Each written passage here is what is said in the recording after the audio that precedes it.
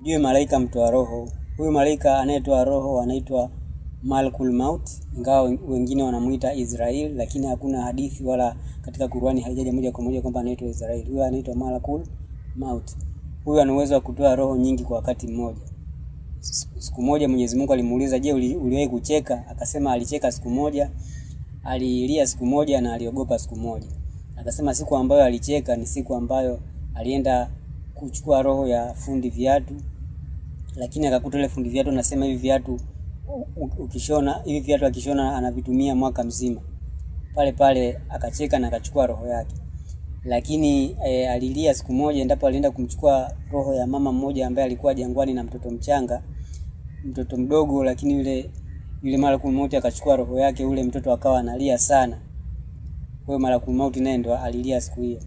Na Malakul Maut aliogopa siku moja tu endapo alienda kuchukua roho ya mwanazuoni mmoja, shekhe mmoja, lakini Malakul Maut alivyoenda katika kile chumba ukawa unapiga mwanga mkali sana mpaka akawa anaogopa kuingia katika hicho chumba.